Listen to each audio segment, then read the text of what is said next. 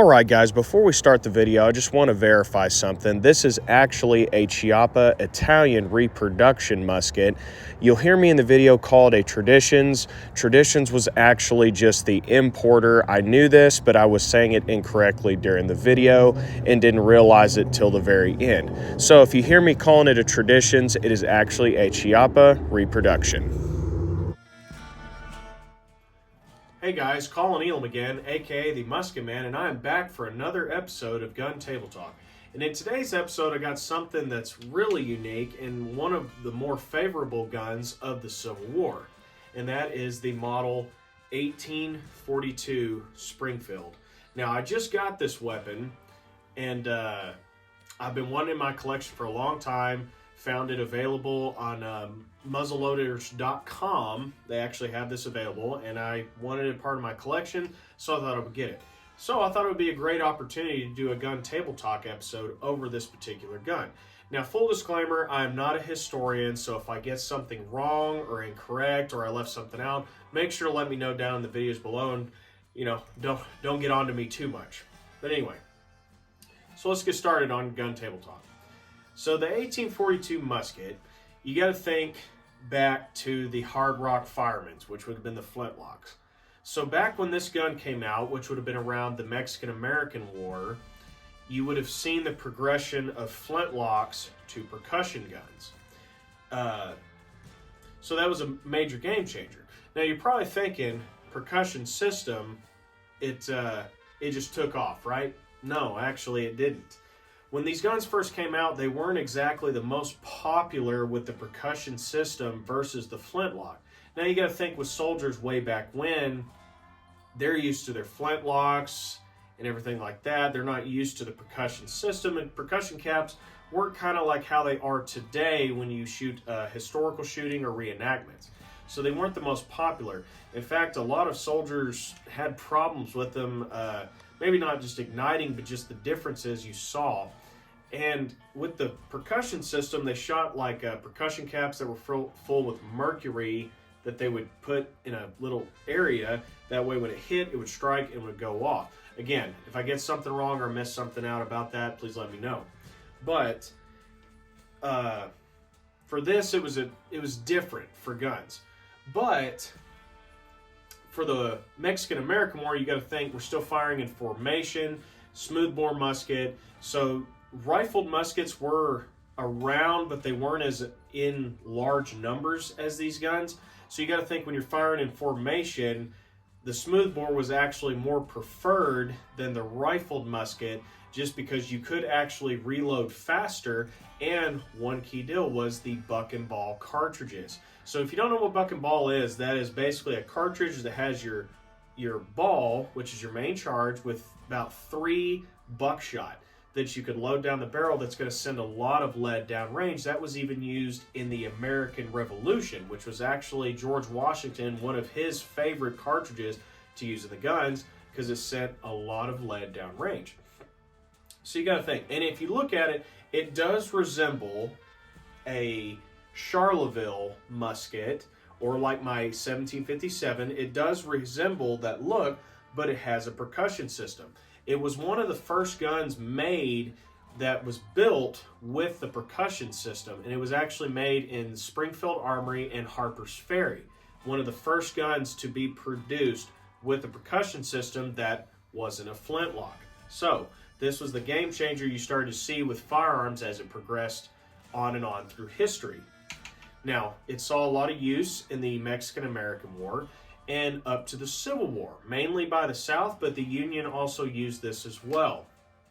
Now, some of you are going, well, in the Civil War, they were using rifle muskets. That is correct. But a lot of soldiers preferred this because, again, the buck and ball paper cartridge at incredibly close range, this did a lot of damage. If you look at rifle muskets, or you own any, sometimes you can get your bullet stuck and then you have to ram it down, or you get a problem. But with this being a smoothbore, odds are you're not going to have any problem ramming that down, and now you're going to have a lot of lead flying down range, especially if you're firing in formation or you have a bunch of soldiers firing the gun. Now, I believe there was 172 to 175,000 of these muskets made. Now, this is pre-Civil War, even though it was used in the Civil War.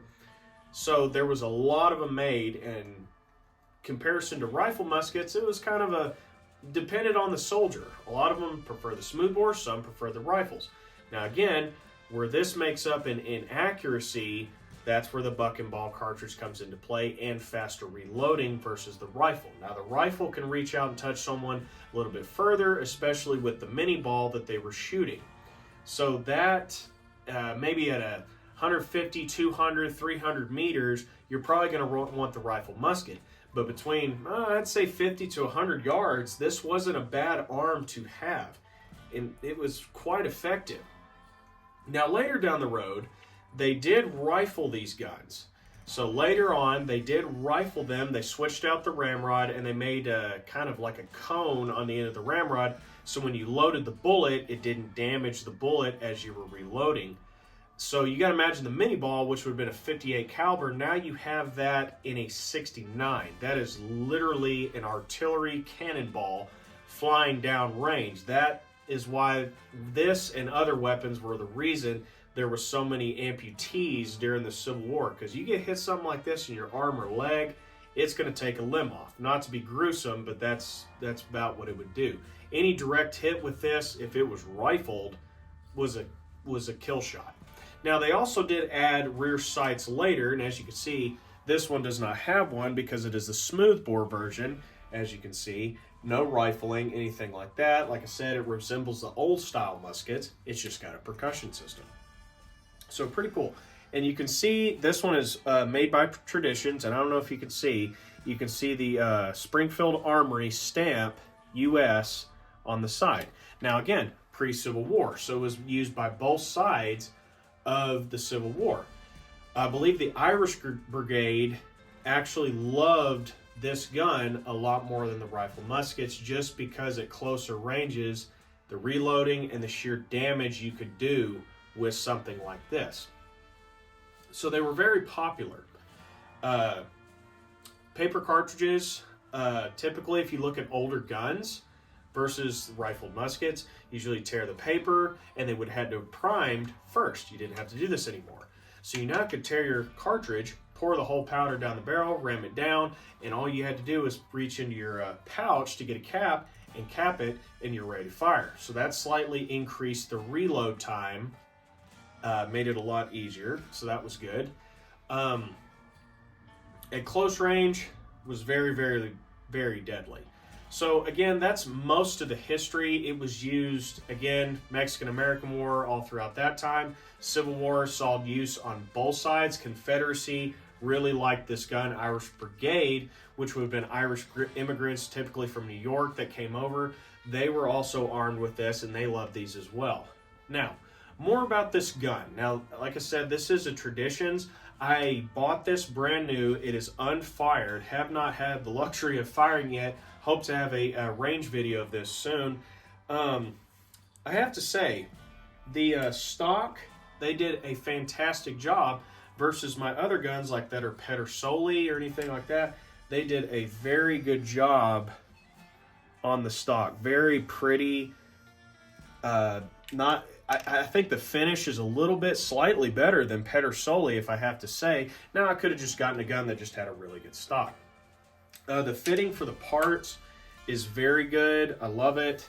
There's not a lot of places where it's, I guess, too big where they fitted it. They did an excellent job. As you can see, this is not an original. It doesn't have that old patina, polished barrel, everything like that. The lock on it, if you can see, is pretty good. There's half cock, and there's full cock. And the trigger pull is roughly about 5 or 6 pounds, which when it comes to muskets, that's pretty good. You want a fairly heavy trigger pull. You don't want something that's really, really light, like a rifle. That can be a little bit dangerous. So that's pretty good. I did notice when I got this particular gun, the ramrod was actually stuck, and it's, as you can see, it's pretty stiff. That's why I'm not putting it quite all the way down. That way I can get some leverage and pull it out. That was one problem I saw with this particular one, with the barrel band springs. As you can see, when I first got it out of the box, they kind of got stuck, so the barrel bands were moving. All I did was get a flat head, kind of pry them out, and it worked just like new. The lock, took it apart, oiled it, had hardly any dust or anything wrong with it. Works great. I can't wait to get out and shoot it, which is great because it's a 69 caliber smoothbore, which works for my 1757 Spanish. So I can shoot both cartridges in these guns. This one's just a percussion. One thing I want to figure out is, because if you look at the lock versus my 1855 Springfield by Chiappa, and right at the back of the barrel, it's more of a direct hit into the back of the barrel. So I want to try the CCI caps that are more for reenactments. I want to see if those will actually set off this gun. If not, I've got some better caps, but I'm hoping that those caps will be just enough to set off the main charge, because those are a little bit easier to find versus RSW caps by Schutzen. Those can get hard to find, but it'll shoot both of them. And it's more of a direct hit, massive lock, love it. Again, this is a black powder weapon. Don't be shooting smokeless or anything like that. It can shoot patch ball, or it can even shoot paper cartridges, which is what I'm going to be shooting. Plan to make buck and ball paper cartridges, which would be a lot of fun initially, since that was what was used. Another thing about the barrel I noticed, I don't know if you can see, kind of difficult, was in comparison to a Pedersoli, they didn't really polish the inside of the barrel. You can actually see where they bored it out, and they didn't really polish it. Not that that's a big deal, but you can feel with your finger kind of the ridges inside of the barrel. Don't know if that's going to affect some of the accuracy. It could. Some with my Pedersoli, like the Brown Bess, it's more of a smooth fit. So I don't know. And I can always go back and polish the barrel if that's going to make a difference. But who knows? But if you're looking for one of these, I highly recommend it. Again, haven't shot it yet, but I've been wanting it in my collection. Traditions, y'all did a great job. I highly recommend it. They also make the models, I believe, that are rifled, so you can have a rear sight and a rifled bore if you want to shoot 69 caliber mini balls, which would be a load of fun. And another thing I wanted to go over is the bayonet lug. So I don't know if you can see that. It's actually on the bottom of the barrel. So some of you may be going, usually most muskets I've seen, bayonet lugs on the top. It also doubles as the front sight / bayonet lug. Well, you'd be correct. But this one actually does have a front sight. I don't know if you can see it. It's part of the front barrel band, which is pretty neat. So that's a plus, that you actually have a line of sight when you fire the gun to aim. And the bayonet lug will be on the bottom. So if you do buy a bayonet for this, and I think they are available, it racks on the bottom and you use the front sight. That way, if some older guns like the Brown Bess, you get a bayonet, it covers up that front sight / bayonet lug. Now you don't really have a line of sight. This kind of changes that. And there was other guns as well that did that, but that's always a plus. They did a good job soldering that on. Again, the parts are real stiff and strong. I like that. Again, the only slight issue was the ramrod's kind of hard to get out. As you can see why it's poking out a little bit, so I can get it out, because I actually had to get pliers to pull it out. That's about the only problem I can truly see with this. Now, this is just me talking without shooting this musket. Now, again, I've been wanting it in my collection for a very long time, and I'm very excited to get to shoot this. If you're looking for more of a traditional look, I recommend lodgewood.com. They do defarbings that will make this look like an original, because you can see you have some of the markings on the side of the barrel. I don't know if you can see, like the serial number and traditions, and it's also on this side as well. You got some other markings right there, and I believe, yes, made in Italy. So I was correct. It is a Traditions, but it was made by Chiappa as well in Italy. So it is an Italian reproduction, but Traditions is also the one that kind of gets it out there in the United States for one of these to have. So it technically still is an Italian reproduction, which Chiappa, Pedersoli, they make great guns, but for some reason, the stock and the parts on this one versus my other Chiappa and Pedersolis, this one's pretty dang good. I'm pretty impressed with that. I like the trigger, the way it works. It just feels good in your hand. The lock feels good and straight. I love the trigger. It fits any hand, whether you got small hands, fat hands. It just feels really, really comfortable. So anyway, I cannot wait to get on the range and shoot this. There is some things also, as you can see, the little where the barrel band spring goes into like this hole and stuff. Sometimes I may have to bore that out just a little bit. It didn't quite go in there. And I understand that can happen sometimes, but again, just minor details that can be easily fixed, just like the inside of the barrel, not exactly polished, but it shouldn't affect anything like that. So anyway, guys, I just wanted to go over this gun. Again, not a historian. If I left anything out, please let me know in the comments. This is a great gun, must have for any musket collection. Can't wait to get out and shoot it. Stay tuned for a range video with this particular gun. That will be a load of fun. That will be here. Don't have a date, but it'll be here soon. So anyway, guys, I hope you've enjoyed this episode, mostly kind of going over a little bit of the history of the gun, but also going over traditions and Chiappa, the reproduction that they make, just going over that. If you're planning on getting one of these, highly recommend it. That's without me shooting it. It's just a great addition to the collection. Well, anyway, guys, I hope you enjoyed this episode. Remember, I'm the Musket Man. Keep your powder dry. We'll catch you guys in the next episode. Thanks for watching. See you later, guys.